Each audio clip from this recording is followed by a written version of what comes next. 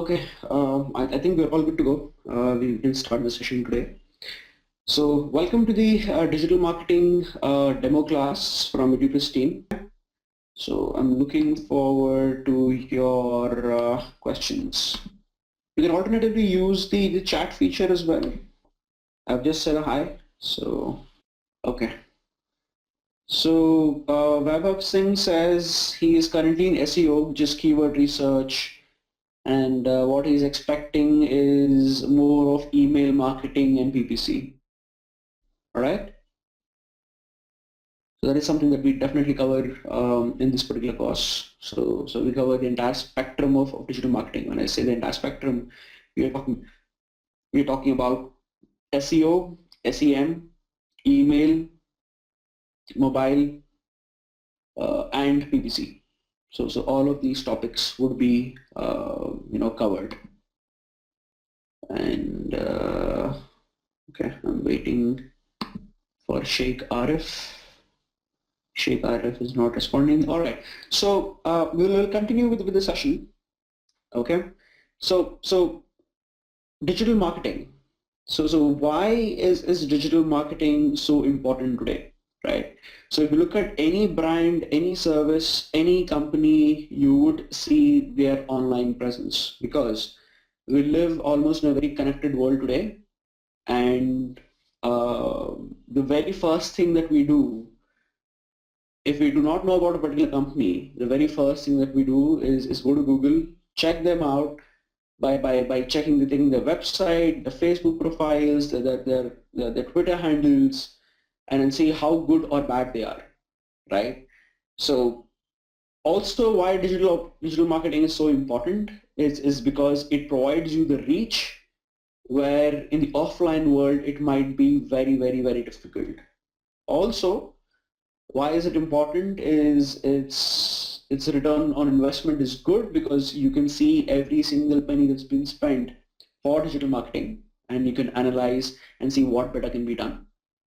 Okay, and it's also very cost effective. I mean, for traditional marketing, if I want to do a TV ad, if I want to do a radio ad, it would cost me at least a couple of tens of thousands of rupees, a couple of lakhs. But in digital, I can start marketing with just 500 rupees. And also, if you see the trend with any company, be it retail, service, product, every single company, they are moving towards digital marketing than the traditional medium of marketing. Why? Because most of their audience is online, and in India has a very rapidly growing internet population, and it is reachable. I mean, you can reach the mobile phones of your audience because that is something that they carry, and they're spending a lot of time on their mobile phones. Okay, that is the reason why digital marketing is so important. Now let's see, what is the entire spectrum of digital marketing, what does it consist of. Okay, so what is digital marketing? It is the promotion of products or services, and even brands or individuals via one or more forms of electronic media. So when it comes to any form of electronic media, that is digital marketing. It can be the search engine optimization, which is on Google, which might be PPC, which might be your social media marketing. So you name it and then you have it. Okay, so that is the kind of, or rather with digital marketing, any form of digital medium is digital marketing. Okay, so what does it consist of? It consists of email marketing, pay-per-click marketing, SEO and link building, social media marketing, and online presence. Okay, now another thing that we can add to this is mobile-based marketing. Okay, so when it comes to email marketing, why is email marketing important? It is important to advertise. If there is a new product service coming up, if you have the emails collected for all your users, then you can do email marketing there, or rather you can go and advertise your product or service.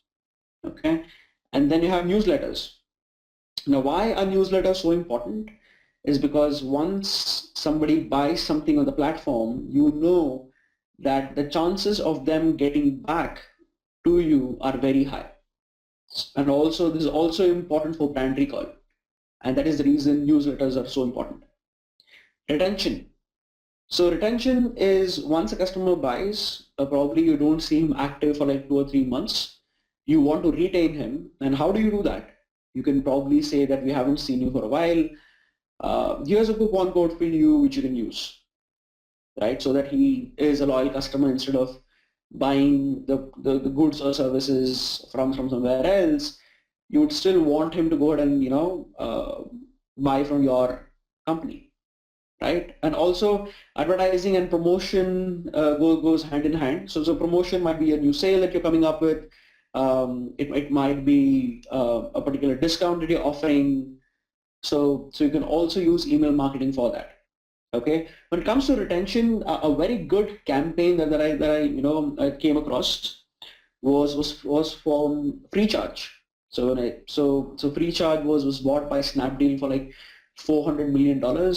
So like 6 months ago, I recharged my phone using Freecharge, and then I did not do the transaction with them for close to a month. So what they did is, since they saw me as an inactive user, they went ahead and sent an email saying that here's the 10 rupees coupon for you.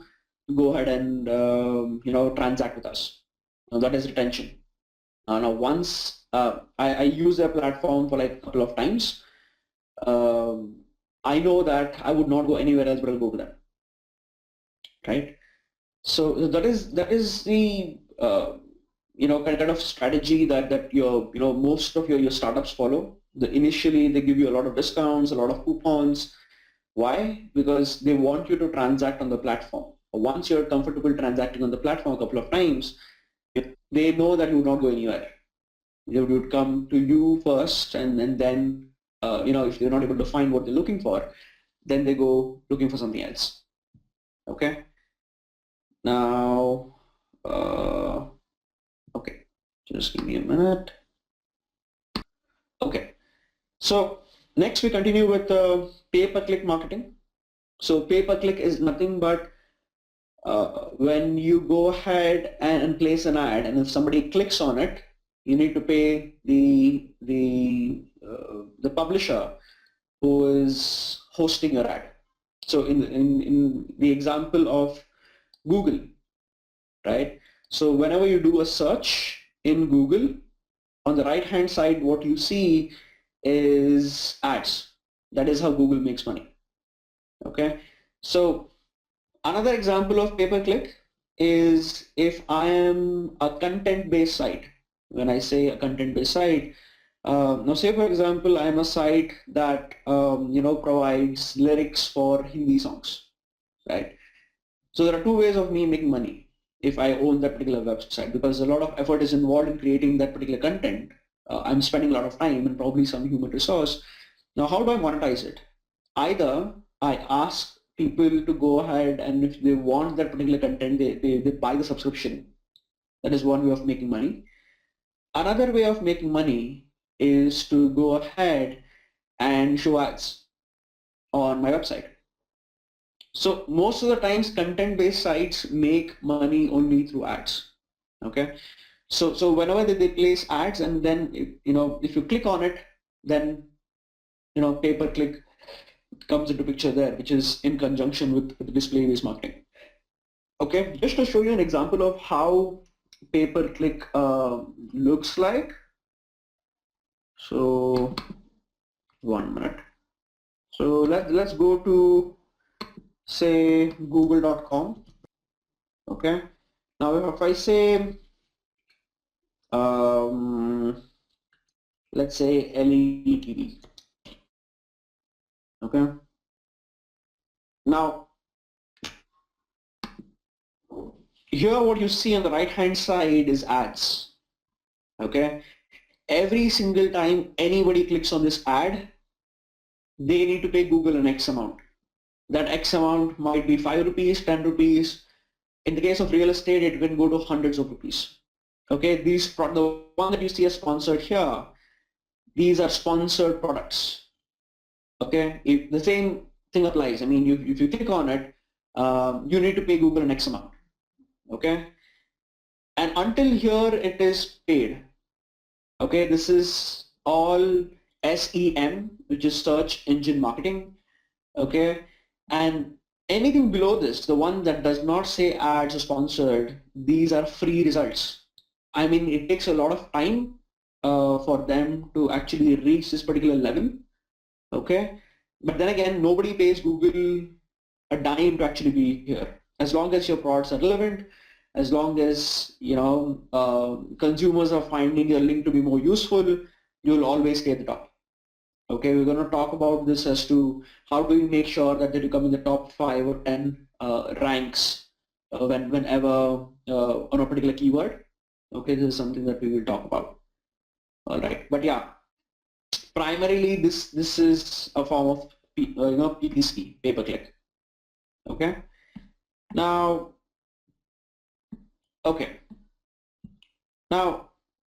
let me explain what is an affiliate. So when it comes to digital marketing, there are two ways of doing digital marketing. One, I have an in-house team who goes ahead and does the marketing for me. Okay, or I say outsource the entire thing. I really do not care what form of marketing you use, but all that I care is either you get me sales or get me leads, and then I'll give you an X amount. So basically, you are outsourcing the entire digital marketing to a third party, and then since they are an expert in their field, they can go ahead and do the marketing for you. So how do they get paid? Either through on a revenue share, which means you drive a revenue of say 10,000 rupees. I give you a 10% commission, which is 1,000 rupees. Either that, okay, or it might be a lead generation based campaign as well, where I go ahead and say that you generate a very valid lead for me, and then I'll give you an X amount per lead, a qualified lead, which matches my requirement. So I can do that. So in this case, we will also learn when we do the entire course, we'll learn as to, how can you be an independent affiliate marketer, where you can pick up campaigns and run the campaigns by yourself, or if you have a product or service, how can you go and outsource that to people who can do the marketing for you. Okay, and then next comes SEO and link building. Okay, when I say SEO and link building, as I said, there are two ways of getting noticed in Google. Either you go ahead and design your site the way Google can understand. Okay, so and that is the reason here it says the very first point says content and keywords. So Google is a search engine which understands only text. Okay, so your web pages is completely made up of HTML document, which is nothing but text. Google does not understand images or videos or Flash for that matter. It only understands text. Okay, so if I go to any particular website, okay, so if I go here, if I go to say this particular website, I say Snapdeal. Okay, now there are a lot of things that Google looks for. Now when I search for LED TVs, as you can see, the URL has LED TV. Okay, the title tag has LED TV. The moment I do this and I say inspect page source, this is all in HTML. Okay, now if I do say LED TV, I find that. So there's a lot of repetition of this particular keyword, as you can see. So this is what Google understands. It's all text. It's completely text. No matter what language that you're using to write the website, ultimately it gets converted to an HTML-based doc. Okay, that is the reason it says contents, and so there are two things to consider in SEO. One is an on page, which we just saw, where it's on the website where you have complete control. Okay, Next is off-page, which means you get a lot of links from third-party websites to your website, and then say that my website is pretty popular amongst a lot of other users. So yeah, we'll talk at length when we do the SEO and link building.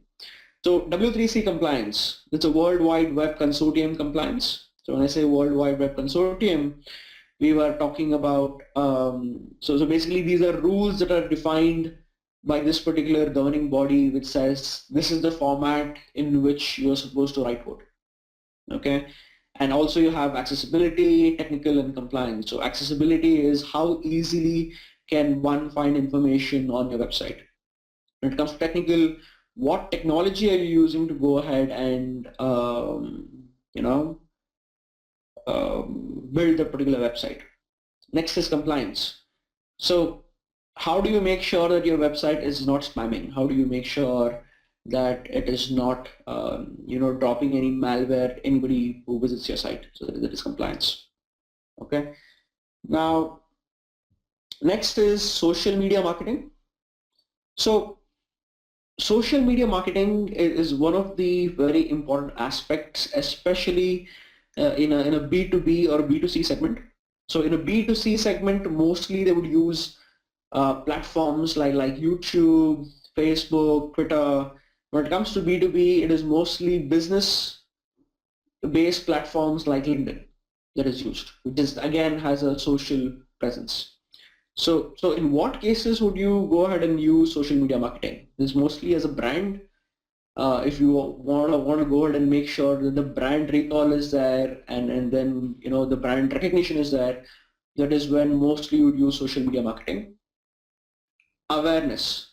So if you're a new startup, and if your target audience is in the B2C segment or in the B2B segment, and your target audience lies there, and is pretty active in those platforms, and then yes, you can use social media marketing to make them aware of that you exist. And that is the reason every single time a new startup comes in, you see all these sponsored posts on Facebook, because they think that you are their target audience and segment to whom the products or services can be pitched. Okay. Online voice and conversation with your customer. So when I say online voice and conversation with your customer, before, if I was a brand, it was a monologue, it was never a dialogue. When I say a monologue, that means that I broadcast and you listen. Now, I really do not know as a brand if my customers are liking the particular campaign, they're not liking it, they like the particular product or not. But in social media marketing, it provides you, it's a dialogue, right? I mean, I can put up a campaign, and then either the customers can say that this is amazing, this is super good, and your products and services are good, or they can backlash me in saying that how stupid can you run this particular campaign? I mean, your products and services are bad. So it's more or less a feedback mechanism, and a lot of customer service also happens on social media. Social media. So brands are pretty attentive when it comes to any negative post that happens on social media or in the internet world. Why? Because if I'm a brand, and any human wouldn't expect 100% amazing service. I mean, there'll be some lags, but then again, what people are concerned is the brand concerned about the consumers? If I write in a complaint, are they addressing it? Are they going ahead and saying that one of our representatives will get in touch with you and we will fix it for you? Because say for example, Flipkart it's a multi-billion-dollar company today, right? So something might go wrong somewhere. I mean, the shipment might not get delivered, it might have been damaged, so the experience would have been bad. Now, consumers do not expect you to be 100%, in delivery, in making sure the products are not damaged, because again, that is beyond the control of the company. The consumers also understand that. But then again, what they're looking for is, do you have the empathy to get in touch with your customers and say that, okay, fine, something went wrong, we are sorry, and we'll fix it, right? That is what they're looking for. And that is the reason brands, now if the brands do not respond to any queries or any issues online, hundreds of other people are watching, and it's a public forum. So if you do not respond, that means that you really don't care about your customers. So that is the reason social media marketing is playing such an important role. Next is online presence, which is utmost important in today's world for any product or service, which is you need to have a website, either you have your own forum or you're an active member on different forums, blogs and news portals where, which increases a lot of awareness and also drives you more revenues, and then online advertisements, which we just spoke about, which is PPC. One thing that we can add to this entire spectrum is mobile marketing. So mobile marketing might be, how do you reach your consumers on mobile? And also, if you're an app-based company, how do you drive more installs?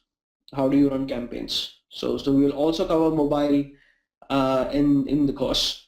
So yes, so that is already taken care. Now, before I continue, do you guys have any questions that you want to ask? I can take a quick 1 or 2 questions and then we can move forward. So I'm waiting for any questions from you. If you have any, I'll give you like a quick 1 or 2 minutes and then we can continue with the next slide. Okay, Vaibhav says, I have, but not for the moment. Things are well put till now. Okay. All right. Thank you, Vaibhav. Anybody else who has any questions? Okay, another minute and then we take it forward. You can type your questions in the box. You see a questions-based box, right? I mean, you can go ahead and write your questions there. Okay, so since I'm not getting any questions, I think we're all good to go. All right, so let's move to the next slide. Okay, so who are the stakeholders? Okay, just got a question from Saket, who's asking, elaborate on SEO. Okay, Saket, just to give you a brief about SEO. SEO is basically tips on and tricks on as to how Google algorithm works to get your site on top 5 or 10. When I say top 5 or 10, now let me explain as to how does that work. Okay, I go ahead and put in a particular keyword, which is LETV here. You can see the screen. Okay, now here, this is paid. Every single time I go ahead and somebody clicks on this, I need to pay Google. So when it's okay, so just to add to your question, you're saying elaborate on page and off page both. Okay, on page is basically how do I make sure that these particular keywords are recognized by Google, and how do I make sure that my site comes up in the first 5 or 10 results. Okay, so when it comes to on page, it can be as to the keywords appearing in a lot of places, like in the URL, in the title tag, in the header, in the paragraph, how often it appear, and what is the adequate number of times you can go and repeat a particular keyword. How strategically can you place this keyword in the entire page? So that is what on page is.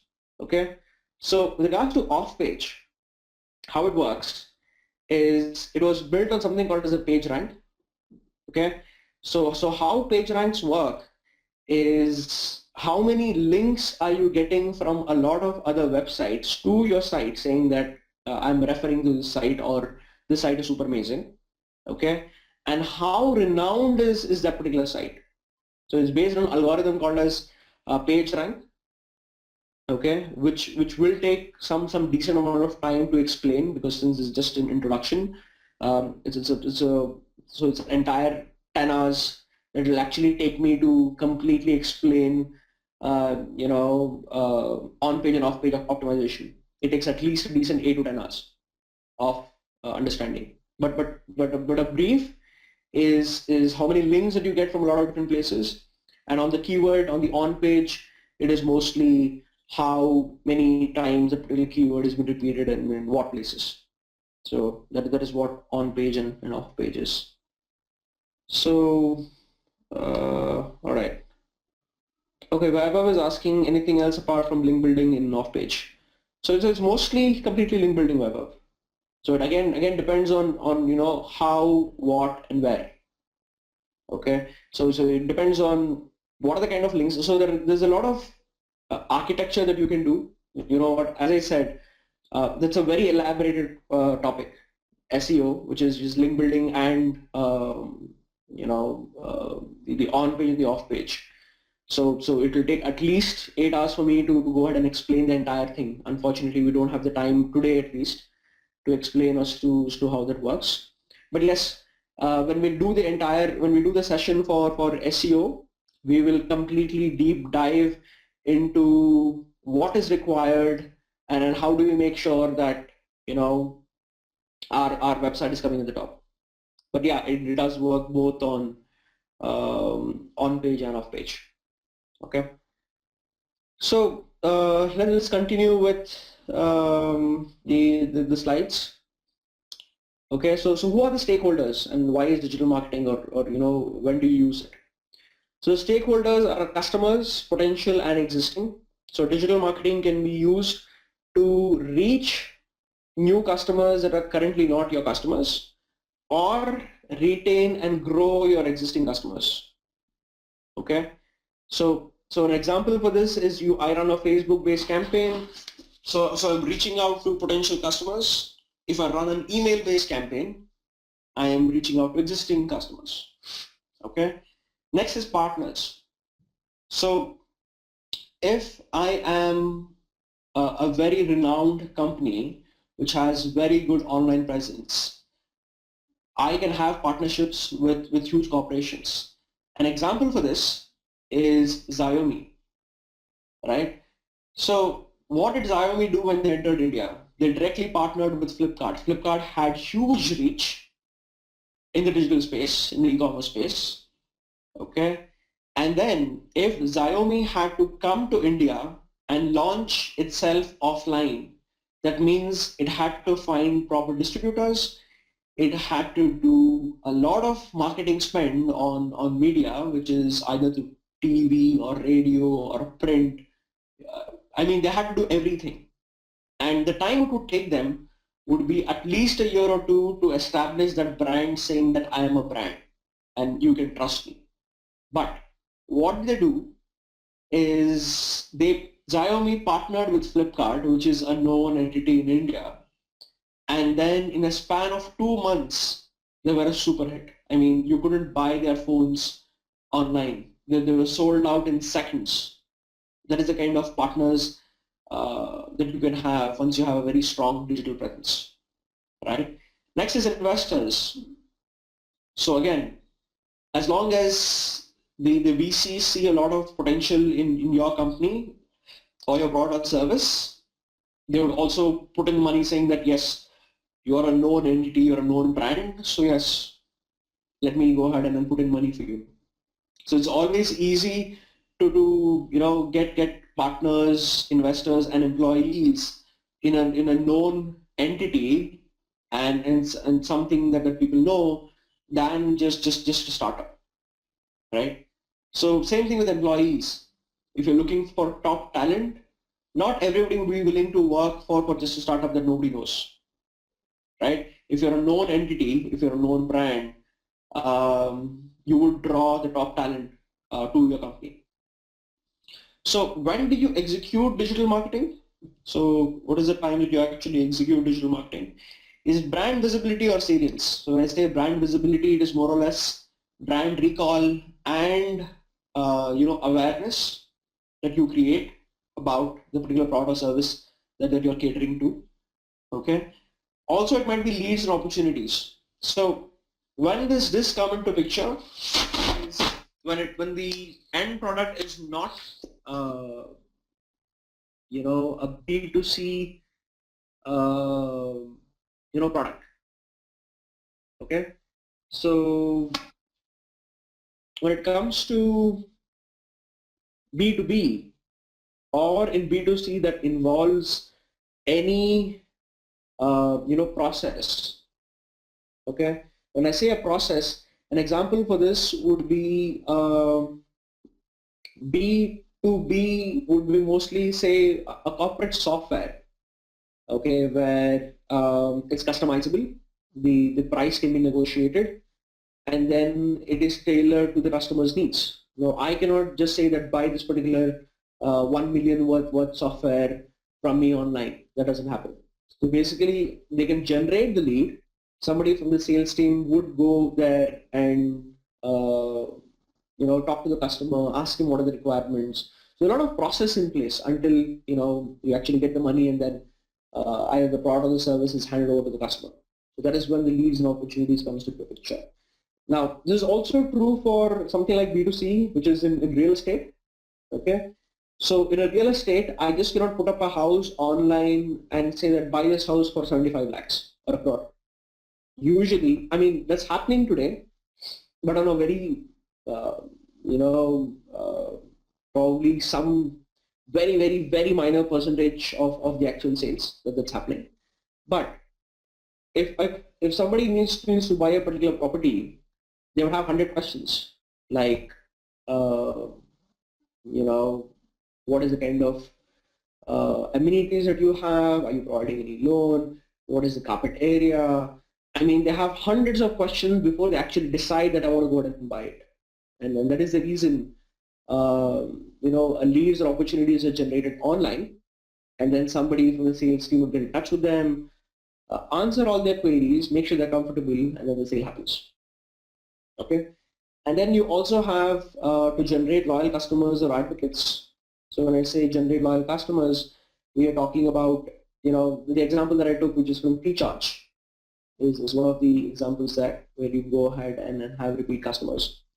Customer care. Now, this is true when the customers are writing you emails, and then you have a CRM in place, which is going ahead and taking care of it. Also, social media platforms where people are either complaining or telling that you're doing good, they have to be responded back. You just cannot leave them without saying anything. So you can also, I mean, a lot of companies are putting emphasis on how you can go ahead and streamline the process of customer service in the digital world. Okay. So promotions, new product or service launches, which we just spoke a while ago. Feedback, which means, am I doing good? Am I doing bad? How do you like it? Is there anything that I can do? That's feedback. Okay. Increase website traffic. So when I say increase website traffic, it is mostly getting more users, online users to your website, so that the brand awareness is increased, and also it drives you more revenues there. So yeah, that is when you go and execute digital marketing. Okay. Now these are some of the things why digital marketing is so important. What is the reason that you want to do digital marketing? One is empowering. It is giving customers a voice that was in the past was always a broadcast. So the customers would not come and interact with you or provide their feedback. But today all of that is happening. Okay, reach. The opportunity to connect directly with people, it also creates a ripple effect among its users. So when I say reach, if I have a product that I've created in India, and then I know that this product can serve well in US markets, traditionally if I had to probably find somebody in the US, ask him to do the marketing for me. But today I can sit here in India and run campaigns for across the world, and then if somebody buys it, I can just ship it. So that's also a possibility, right? And it also creates a ripple effect. Now, when we say a ripple effect, which means that if I put up say a good Facebook post or a tweet, and if that gets either retweeted or shared by other users, so it creates a ripple effect, and then my marketing reach is increasing by itself. I'm not doing anything, but still my marketing reach is increasing, right? So that is the ripple effect that we're talking about. Targeting. Brand's new best friend. Brands can easily interact with their existing audience and reach more people in a way that's more personalized than ever before. Okay, so this means if my product targets two segments of users, one is probably say working class, and then probably say an example for this would be travel. Okay, I have a bouquet of services for travel where there are certain packages which are suited for young people. There are certain packages that are suited for people, older people who are retired and just want to explore life. Okay, so when I run campaigns, I can specifically go ahead and target certain niche users, saying that this user's age should be so and so, probably it should be a male or a female living in Bangalore. Okay, I can target only these set of users and then say show this campaign. Okay, and the wording would be very different. For a young generation, probably my messaging would be very different than the kind of messaging that I would put it across to older people. For younger people, it's going to be more excitement, more beautiful places and all of that. For elderly people, probably I would say it is more cheaper, it is pretty safe. You're getting 3 meals a day and all of that. So the messaging is very different because my target audience is very different, and I can tailor that. Okay, which in the traditional media it's not possible. If I'm putting up a radio ad or a TV ad, I cannot go ahead and say, hey, you know what, show a TV ad of older people this and then younger people this. So this is still possible in digital medium. When I say digital medium, if all your TVs are coming with Android now, and the future of advertising, even TV advertising, is going to be based on user preference. So say tomorrow I have two neighbors watching exactly the same television channel, and then there's a break time of say 2 minutes or 3 minutes. In that 3 minutes, probably my house sees a different ad and my neighbor's house who sees a different ad. I mean, it's already there, and that's going to be entering your homes in the next 2 or 3 years, because that is the future. Okay. Next is price. It's affordable when compared to traditional media. Why is it affordable? Is because I can have this 500 rupees in my pocket and start the campaign today, even 1,000 rupees. Okay. Similarly, there is ROI, which is transparent and measurable. Okay. So when I say transparent and measurable, I know exactly where am I spending every rupee. So, and this can be tracked in real time. So this happens in real time, and one can measure the engagement or influence through analytical tools. So with online marketing, there's no guesses. There's absolutely no guessing that, okay, fine, I'm going to put in some money and then I'm going to run a campaign and then see if it's going to work or not. Every single rupee that you spend can be calculated.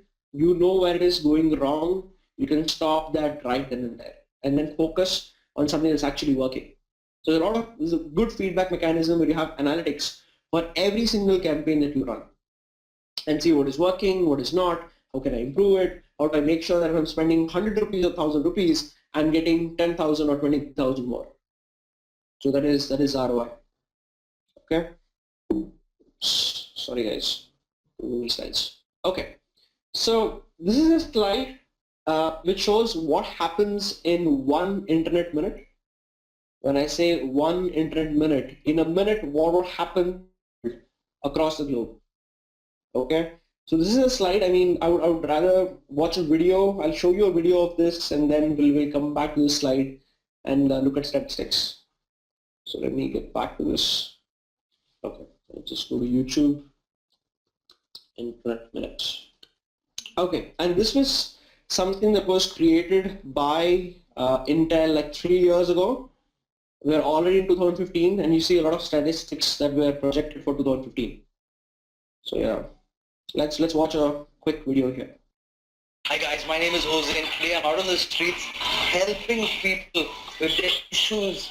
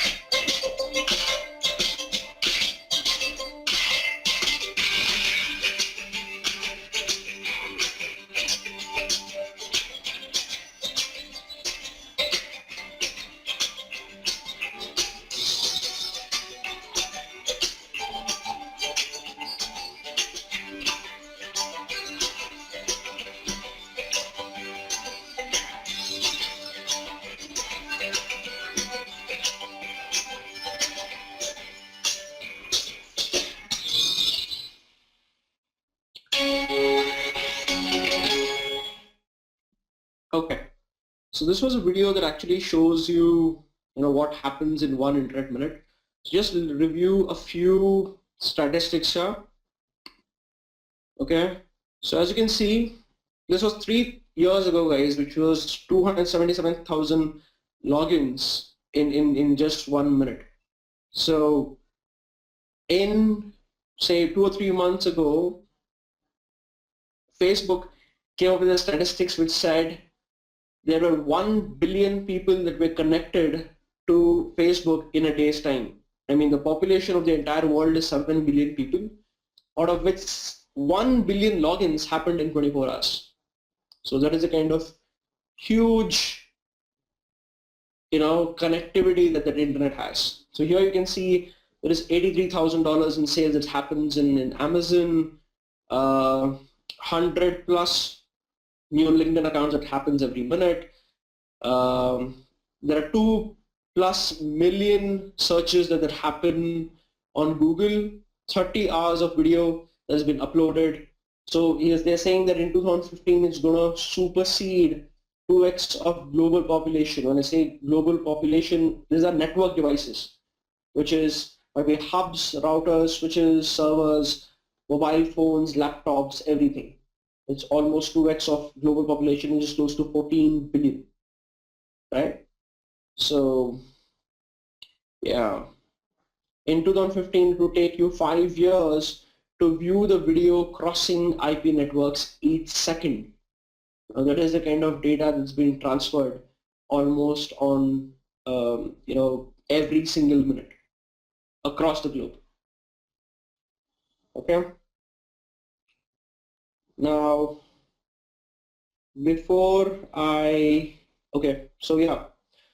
so why is digital marketing important?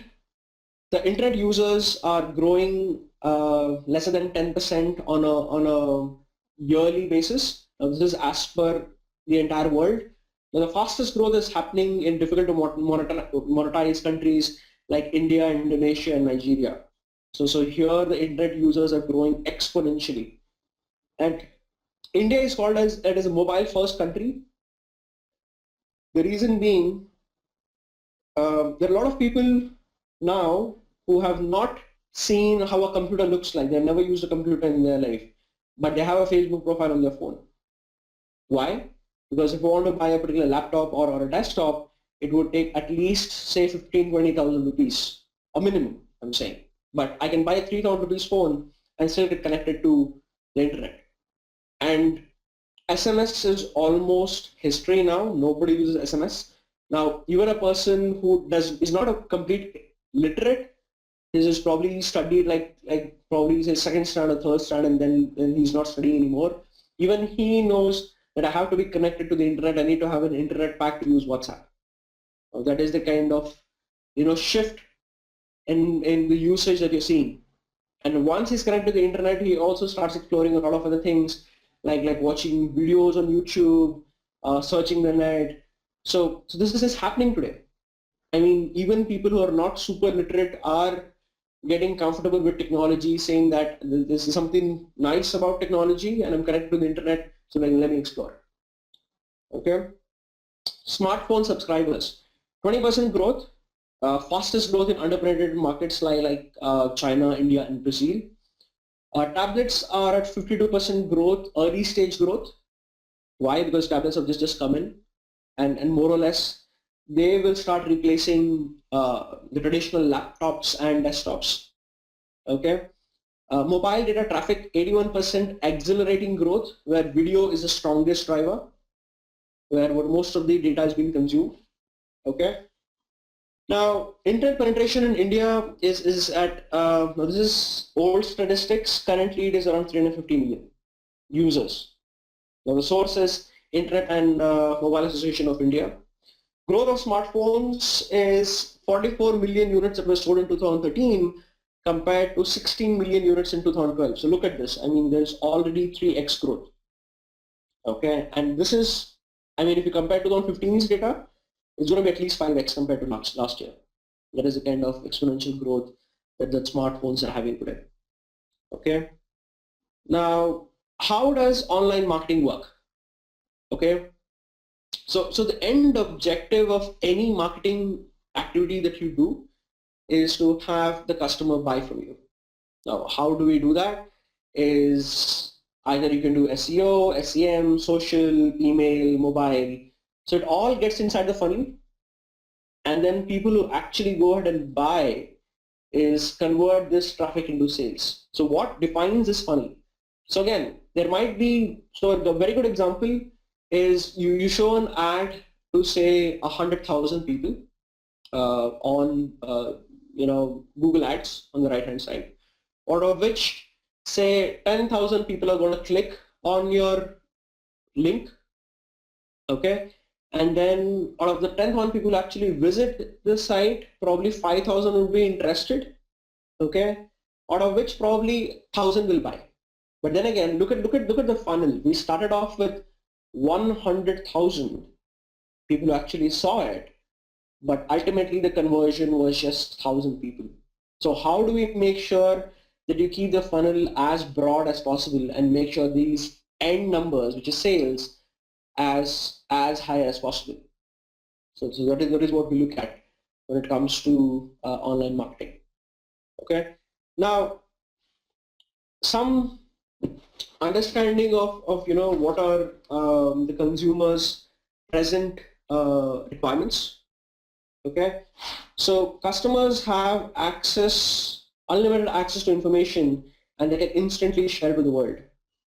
Okay, so when I say they have instant unlimited access to information, whenever, probably if I want to buy something, if I go to a Reliance, say Reliance Retail or Chroma, and if I find a particular TV or music system pretty interesting, the very first thing that I would do is, if he's quoting a particular price, I can instantly pick up my phone and then check what is this particular product available on different sites at what price. Okay, I can also see how are the reviews. Is this good? Is this bad? Will this serve my purpose or not? So all that information is available. And if I am the person who has actually bought it, and if I'm not liking the experience, I can instantly share it with the world and say that this is a shitty product or service, don't buy it. Okay, so the information is at the fingertips of the consumers now. So social networking and mobile commerce have dramatically changed the dynamics between buyer and seller. Before, I only had to listen to probably the sales guy who's actually trying to sell me something. I really do not know if what he's telling me is the truth or not. But today, thanks to the internet, I can do the research myself and see what other people are saying about the particular product service. Okay. Consumer expectations of service, price, and delivery are soaring. Either get it now or go elsewhere. What this means is the customer wants the best product at the least price and you want it now. I mean, if you want something, he wants a delivery in probably in 24 hours. Either you be in the competition and then give them what they need, or lose it out to your you know I would say your competition, who is providing that particular service to the customers. So some more statistics here. 155 million tweets that were sent via Twitter on each single day. 75% of people who believe companies don't tell the truth in advertisements because they know that since they are selling it, probably they're lying. Okay, and then $93 billion amount of sale was missed due to stock inventory, which means somebody wanted to buy something, but they were not able to because that particular product was not available. Okay. Now let's look at different ways on which a consumer decides to buy a particular product or service. Okay. Now let's see. Okay, so this guy who's standing here, he wants to buy a LED TV. Okay. So today consumers may research through one channel and purchase through others. So what this means is he is wanting to buy a LED TV. So how does he actually get there? So he searches for LED TV on Google. He sees that there is an ad on the right hand side, which is a paid search. He clicks on that, goes to a particular website, and then buys it from there. Okay. Now another example is a QR code. Okay. Now before I give you an example of a QR code, can everybody just respond and tell me if you all know what is a QR code or not? Just say yes or no in the questions box. Okay, we just got one reply from Vaibhav. Others, he says yes. Saket says he doesn't know. So Pankaj says he knows. Niharika, Sheikh, Asif, do you guys know what is a QR code? Okay, I'm not getting any responses from Niharika or Sheikh. I'll just show you what is a QR code. Okay, so this is called as the QR code. Okay, so this is what QR code looks like. It is more or less like a barcode. Okay, so here, as you can see, this is a QR code. So how this works is you have a QR code based application on your phone. The moment you show the app this particular QR code, it goes to a particular landing page.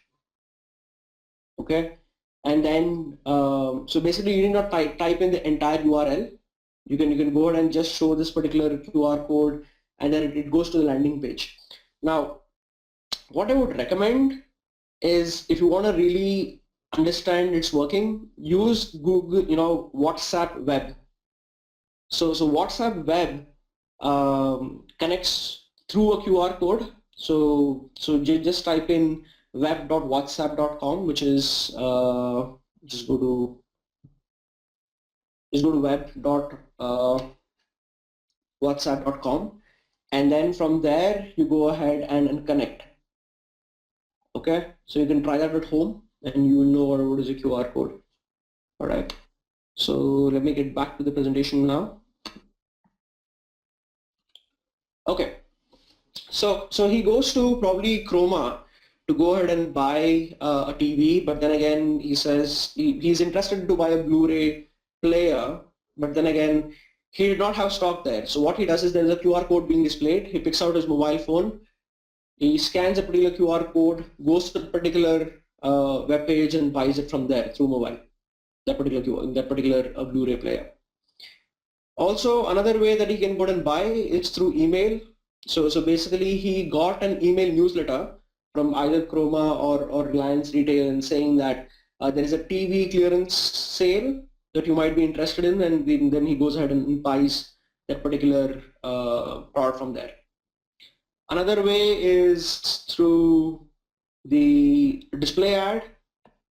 So basically he returned via a display ad. So he goes to a particular third-party website, which is probably a lyrics-based site or a content-based site, and then he sees a banner which says, offer for TV, and then he clicks on that, and then goes to the landing page and then purchases it from there.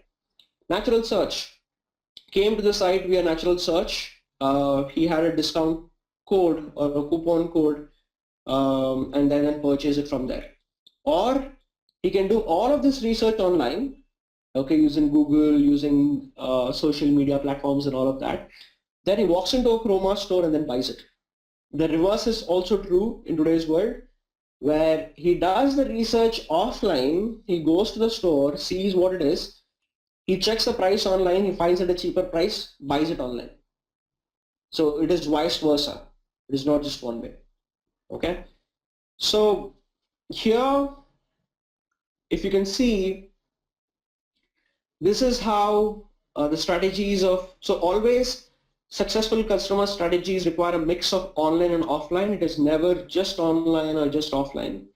So these are the stages of any given customer, which is, one is awareness, which means I'm a new product or new service, nobody knows about me, and then but it's my duty to make sure that they're aware of me. So how do I make sure that they're aware of me? Either through TV, out of home, events, web placement, product placement, web ads, blogs, search, and all of that, even mobile to some extent. Okay, that is awareness. Next stage is the consideration. Okay, now they're aware that you exist, that you have a particular product or service that they want. Next is considering. I mean, okay, is it really worth buying? Is he not? So they're still contemplating the idea of should I really go for it or not. Okay. Next is initial purchase. So when I say initial purchase, when they're transacting with you for the very first time, they would not do a very huge ticket item, right? A very good example for this is when e-commerce was very new in India. I was talking about, say, 5 years ago. People are very skeptical to pay online because they're very scared, saying that their passwords and their credit card information will be stolen. So what they did, and they did not know if that particular product will arrive on time, will it be okay, can I trust them or not. So if you remember, the very first transaction that mostly all of you have done online is through a very small initial purchase, probably through a pen drive or anything that's like a very menial amount, just to check how good that particular service is. Okay, next is onboarding. Onboarding is when the actual process of selling happens, when they keep buying from you. Okay, next is cross-sell and upsell, which is mostly if he's buying something, probably he's buying a shoe, you tell him that no, okay, since you bought a sports shoe, there's a lot of formal shoes, that is up, or rather cross-selling. Upselling is, okay, you bought a shoe, now you need socks for this. That is upselling. Okay, and then you have retention and win back, which means the customers keep coming back to you for more and more. So how do we do this? So we categorize them into 3 things. One is attract, engage and persuade, grow and retain. So if you look at here, these are all the things that can be used to attract a customer. These are things that can be used to engage and persuade the customer. These are things that can be used to grow and retain the customer. So it's always a mix of digital and offline interactions. Now, before I go ahead to consumer engagement, any questions so far for me that you want to know? Pankaj, Saket, Sheikh, Asif, Vaibhav Singh, let me know if you have any questions before we take it forward. Okay, so I'm not getting any questions here. Okay, no questions. All right, so let me take it forward. So which is a customer engagement. So as I said, awareness, trial, purchase, repeat purchase, evangelist. Awareness, he doesn't know. Trial is when he decides to probably give you a try. Purchase is when he actually buys something from you. Repeat purchase, where he comes back to you and then buys. So again, the purchase and repeat purchase are very closely interlinked. You know why? Because every single time you go ahead and buy something from a particular vendor, or say for example you buy a particular shirt from somebody, okay? Now the next time you want to buy a shirt, there are very good chances that you will go back to the same guy to buy, because you know you'll get the kind of stuff that you're looking for. Okay, so these two play a pretty major role. And evangelist. Evangelist means somebody who is super happy about your product or service, and then you, without paying him, is going to the world and saying that these are super amazing, please buy from them, I'm very happy, I'm very satisfied, and all of that. That's an evangelist. So marketing is meant for all the stages of this customer life cycle, complete life cycle. Okay.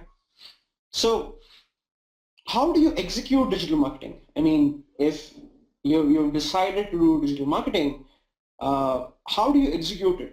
To further capitalize on digital opportunity, you need to have a paid, owned, and earned approach. So when I say paid, owned, and earned, leveraging every link in media chain as a communication channel for promoting the message and increasing the brand's presence via improved search rankings. Okay, this is mostly true for so your end objective is to make sure that your search engine ranking is the top, but then you're making use of every link in the media chain to achieve that. So how is that done? Is through paid, owned, and earned resources. So let's look at in detail as to what is paid, what is owned, and what is earned. So when I say paid, brand pays to leverage the channel. Okay. So basically this is to gather more prospects, people who are not my consumers right now. They are my target audience, but they're not my customers. I want to target them and get them on board. So how do I do that? Is through cost-involved marketing or paid search. It can be anything where I'm paying money for certain campaigns that I'm running. It can be either SEM or PPC or display or even bulk emails. If I'm actually buying that particular email list and then doing marketing, that is cost-involved marketing. Online advertising banners, which is nothing but display-based banners on any website. You might have seen a lot of sites who have banners at the top and on the right-hand side. That is how they make money, which is advertising banners, which is content-based sites usually. Okay, webinars and webcasts. Now, for a webinar to be conducted, you would have to say a very good example for this was Myntra saying that you can talk to Hrithik Roshan. Now, that is a webinar where you can get connected and then have an interaction. But then again, you still need to pay Hrithik Roshan for conducting that particular webinar because he's a star, right? So that is paid. So you have paid blogger partners and content contributors. Now, an example for this is you would have seen a lot of sites which just review mobile phones. Okay, so as a brand, I can approach these guys and say that, hey dude, you know what, I've just launched a new phone, and then it would be great if you can review that. The guy says, I will not do it for free. He says, take this money, write about it, because you have a cult following you, and people listen to what you say because you do a lot of reviews on a lot of different sites and they're very accurate. Go and do a review and probably write something nice about my particular product so that I can have more sales. So that is paid blogger partners and content contributors, which is mostly to attract more prospects who are interested in your particular product or service. Okay, and then you have owned, which means the brand controls the channel. Okay, it can be through communication. So basically, I own the channel. I mean, I control it. Now, what is this used for? Is mostly for getting the customers or getting these prospects converted to customers. Now, how does that happen? It's through a website. I own the entire website. So I decide what goes there, what images go there. So I decide that. Twitter branded pages, again, completely in my control. I decide as to what tweets go and what don't. Okay, SME LinkedIn pages, which is small and medium enterprise LinkedIn pages, which I own. YouTube channels, corporate communications, which means whenever there is a PR release that happens, so basically I tell them what to write, what not to write, because it's going to damage or rather enhance my company reputation. So Smarter Planet, Smarter Commerce is an initiative by IBM, which is mostly the industry event that happened for better commerce, right? But then again, I decide as to what goes out there. Similarly, you have C-suite and industry programs, which is mostly your events that happen where certain, so for example, in the mobile industry, MWC is one of the most biggest industry event where all mobile guys come to that particular event to probably exchange business cards and to grow their business. Okay.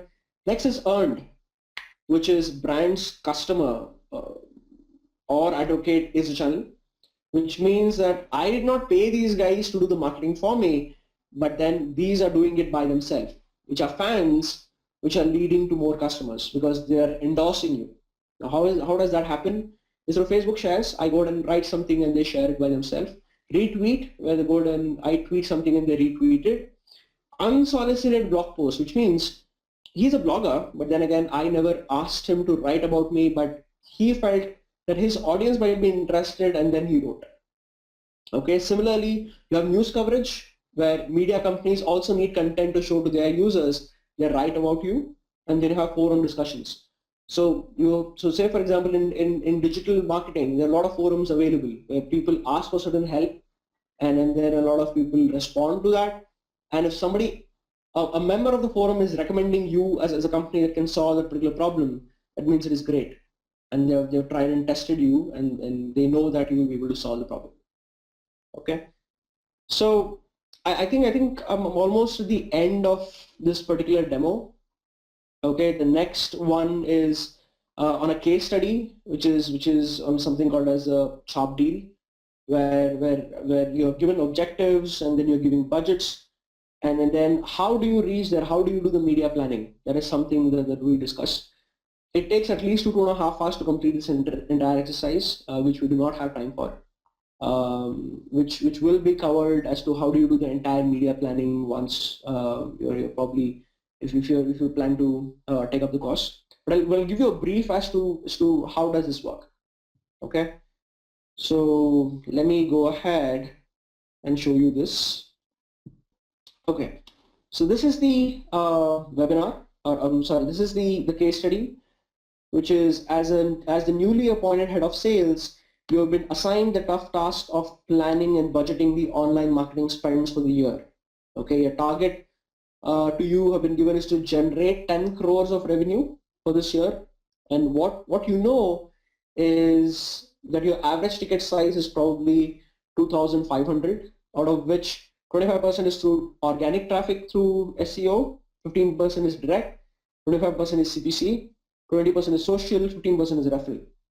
When you check with your website team to find that the conversion rate is at 1%, there's a scope to improve on this. However, the conversion rate optimization takes time, and this learning curve has to be incorporated in your plan.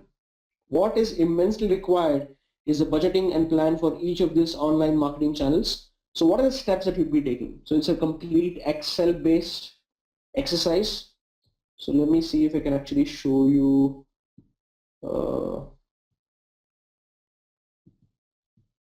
that particular thing. 1 minute.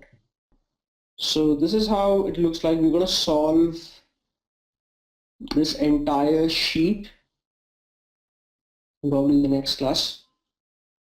So this is how it looks like, and this is called as the media planning scheme. Okay.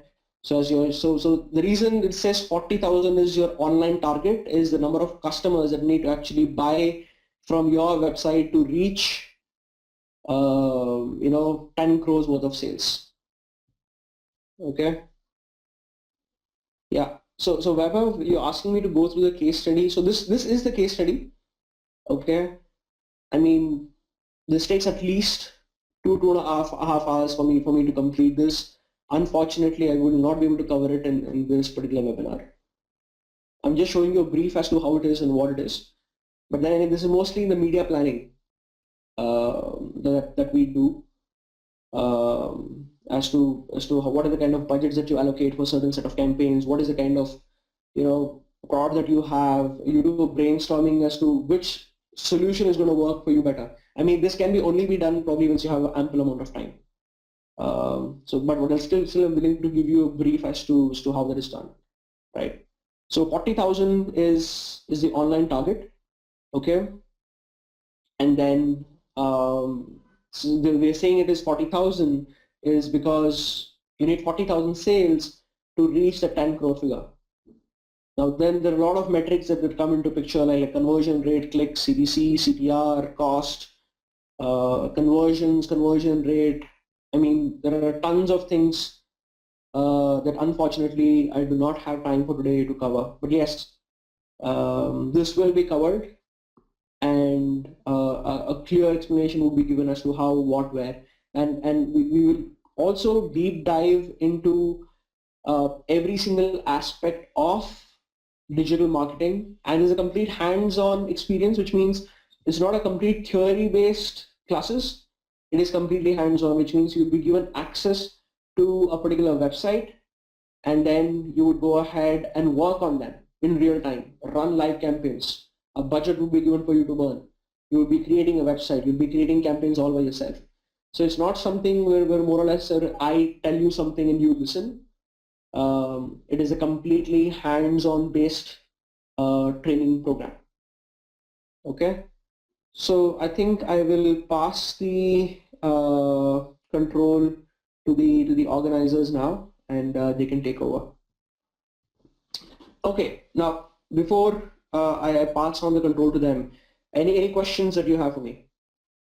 Yeah, so that particular Excel sheet that I told you, say you have an email data, what will be the cost of email shooting and how to expect a CPA.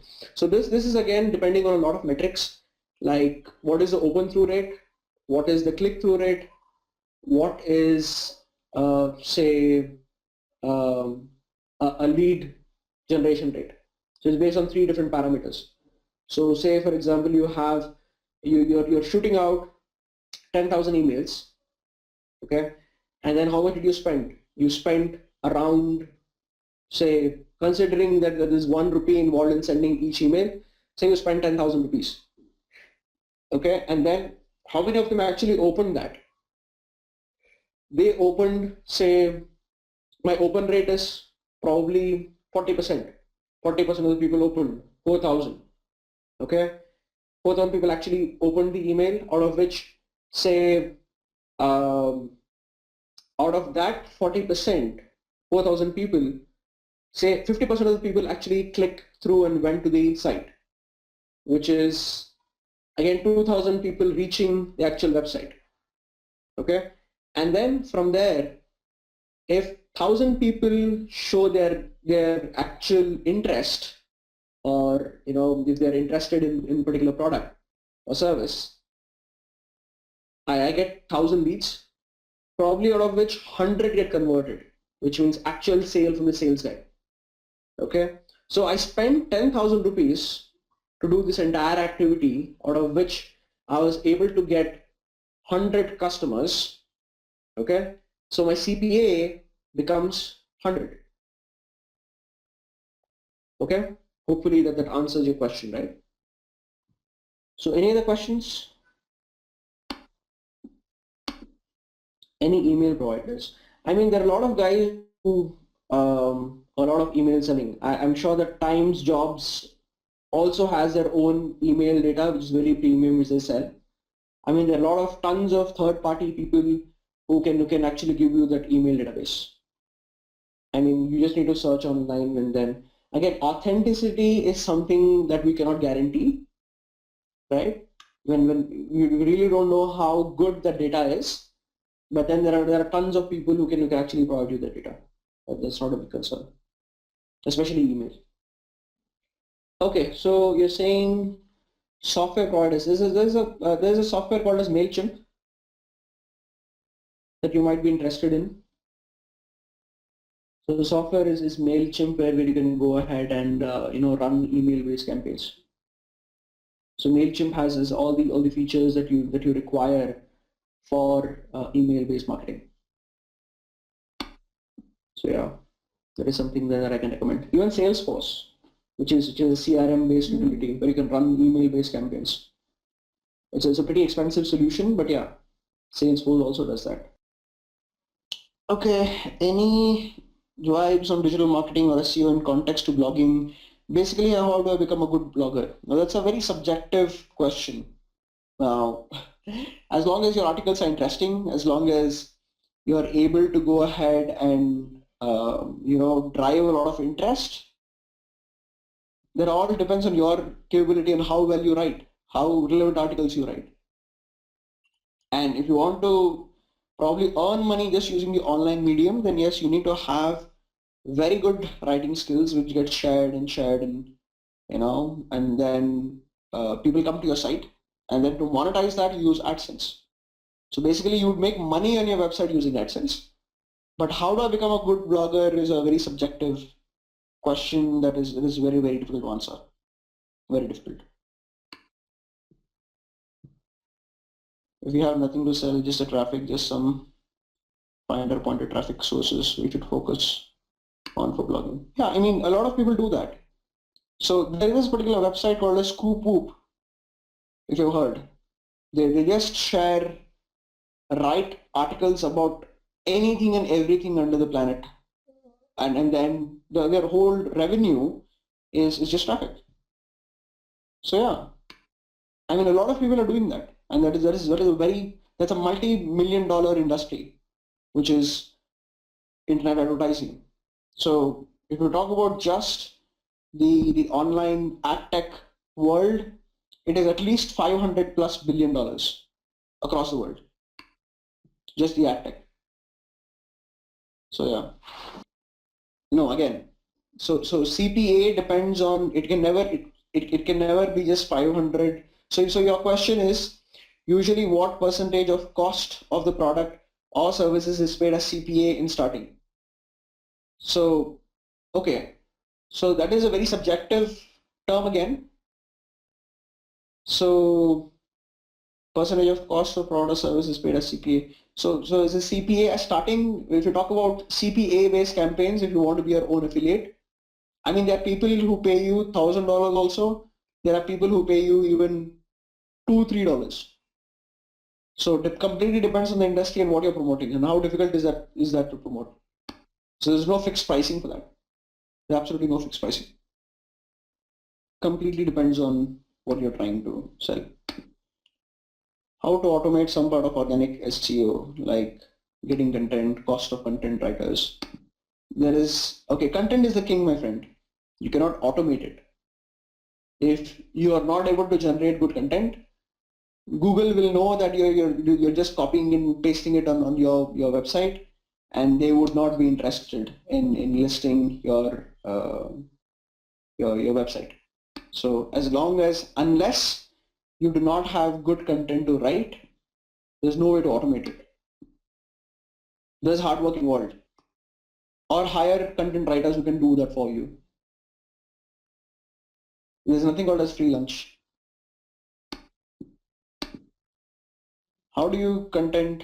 So again, how do you get content, develop content? Yeah, I mean, so either you write your own content. I mean, every single person who writes on this planet Earth is unique. So the way I write and the way you write will never be the same.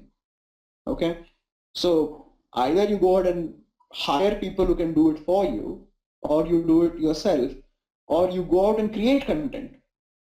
So yeah, I think that's the best way. Or if you have content already, then see what thoughts that you can put into that existing content and make it look new. So that's one of the ways that you can do. Okay, I'm still waiting for these guys, and they are not to be seen. Social media. Okay, if we get concerned only for traffic, what is the best strategies for SEM? FB ads good for traffic? Yes, FB ads are good for traffic. They drive your traffic, but then conversions might not be good. So yeah, social media it is. You will see a lot of campaigns, a lot of people doing a lot of social media based campaigns for content because that gives them good traffic. So yeah, it is. Some realistic budgeting numbers for everyone. It depends on how much. Okay, so your question is some realistic budgeting numbers for FB marketing.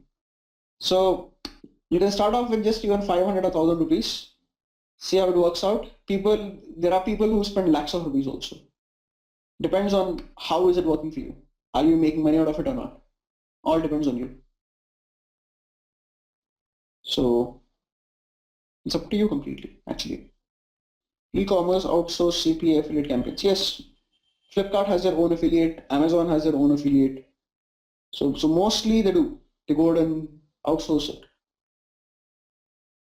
So you will find a lot of people who do a lot of just affiliate-based marketing. I mean, there are companies who are set up who just do affiliate-based marketing, and they're pretty successful. So yes, an example for that would be if you go to Flipkart and then check out Flipkart affiliate. You can be their affiliate, and then you can run campaigns for them. If anybody buys from them, then yeah. If we have a marketplace, do affiliate accept CPA campaigns? Okay, so what do you mean by a marketplace? I quite did not understand this particular question. I really did not. Most ask for CPC based campaigns. So Vaibhav, are you working in a media based company right now? Probably, I think it will be better if I can just unmute you and you can talk. So let me just unmute you.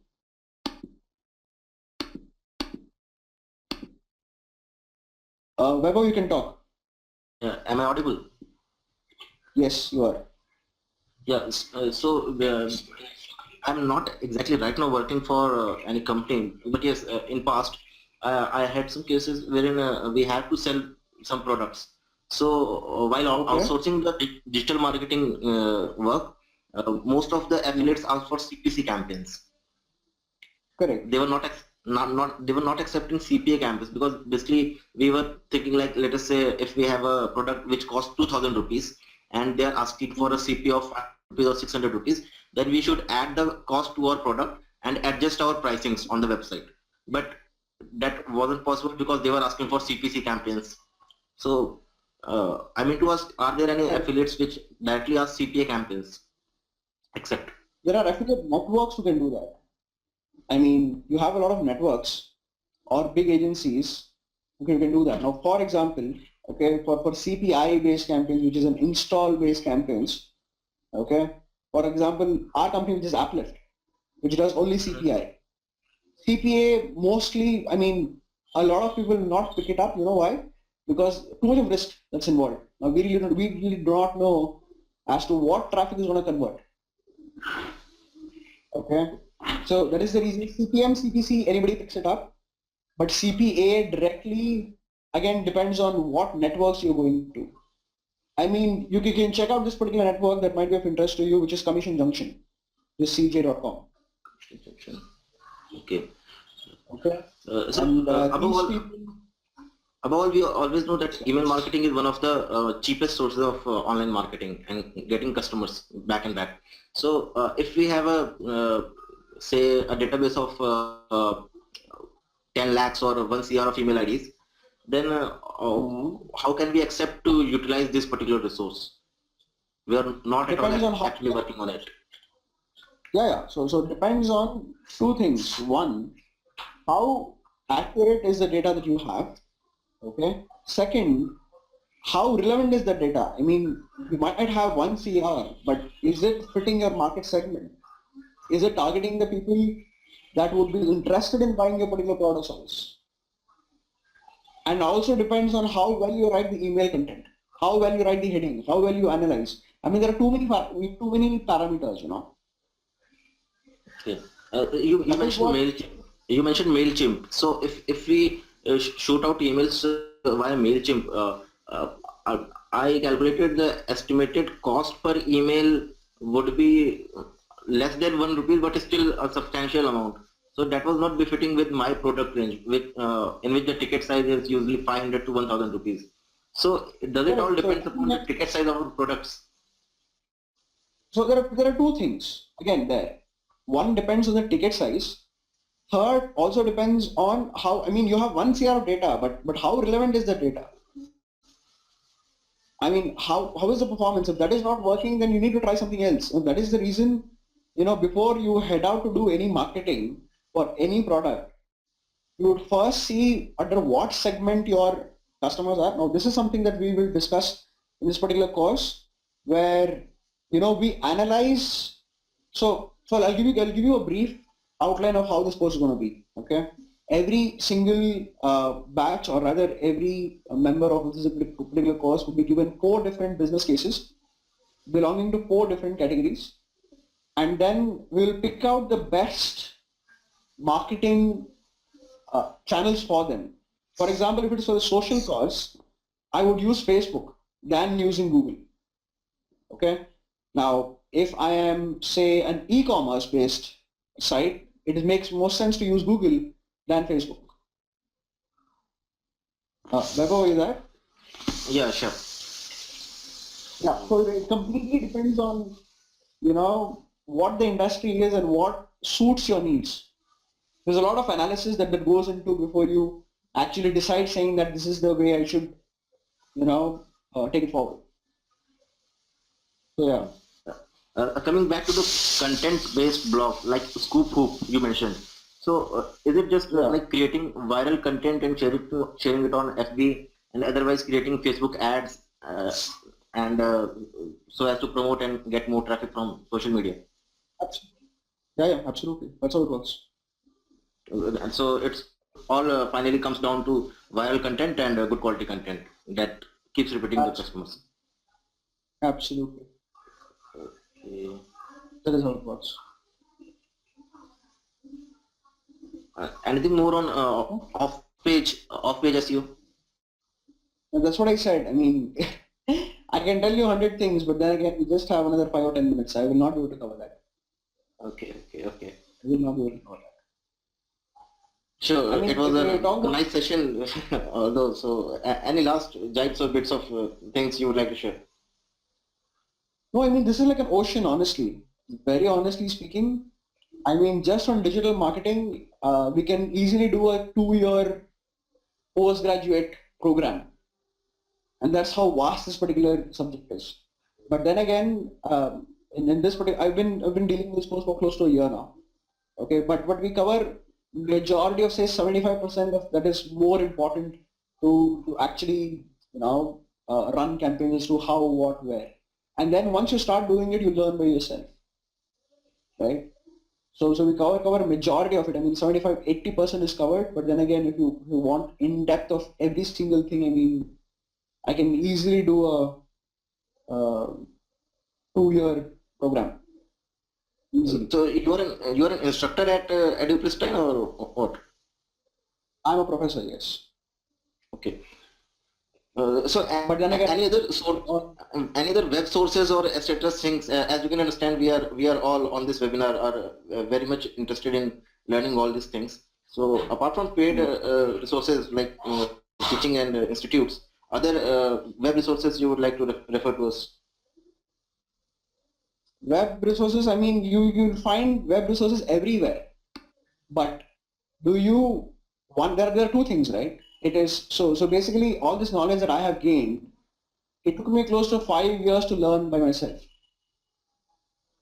So whatever we are teaching you or giving you is a distilled knowledge of what we have learned in the past 4 or 5 years being in this industry. Right? I mean, if you talk about resources online, there are n number. There's no limit to the kind of resources that you have. I mean, Google has their own set of resources. If you want to talk about SEO and link building and all that, I mean, it's there. Even Google has their own set of resources. Right. The basic thing is redundancy. When we crawl the web, when we go to Google and look for something like guides for beginners, the thing is every third article is kind of repeated. Most of the content we find we have already assimilated, but we are not getting ahead. So any kind of tutorial that is kind of a step-by-step thing or something blog or this is a particular person to be followed. Correct. This course is a tutorial, my friend.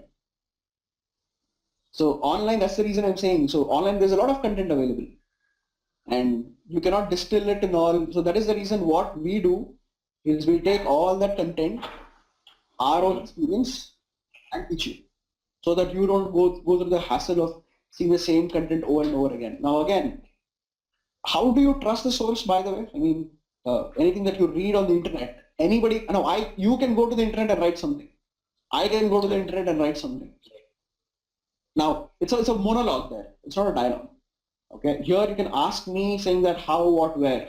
If this is a situation, then how do I solve it? Then whom will you ask? There is a whole purpose of getting the course so that you can learn from things what we have learned, and then what will be beneficial to you.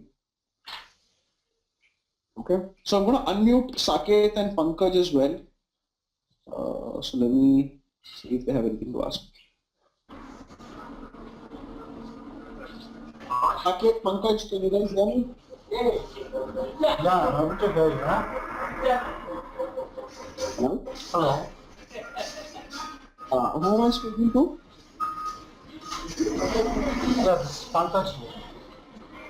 Okay, Pankaj, do you have any questions? No, Jennifer, as of now, no questions. But maybe in the future I will have some. Right. So I will move you back in that case, Pankaj. Saket, do you have any questions? No, as of now, I do not have any questions. Okay, so no questions at all.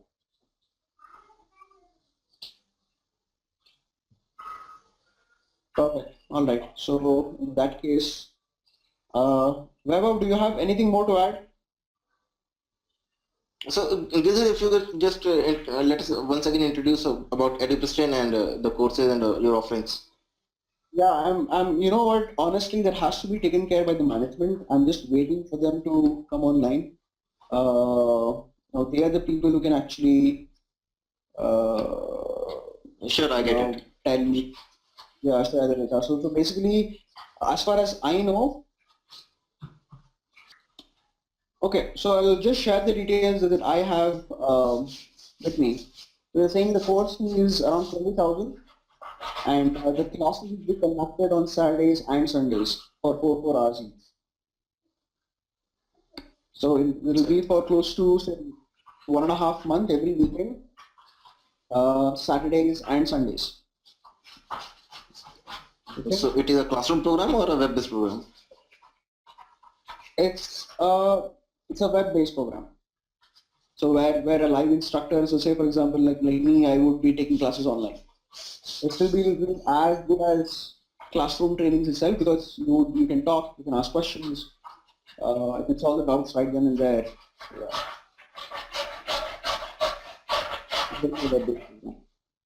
Uh, you are based in which city? I am in Bangalore. What about you? I'm in Delhi. Delhi. Okay. Okay. Yeah, it's complete this program. So I think they would not be able to go ahead and take it over because you're not able to find them. So EduPristine will get in touch with you, okay, with regards to the course and other details. Okay. Before we leave, any questions? So thank you so much for your time.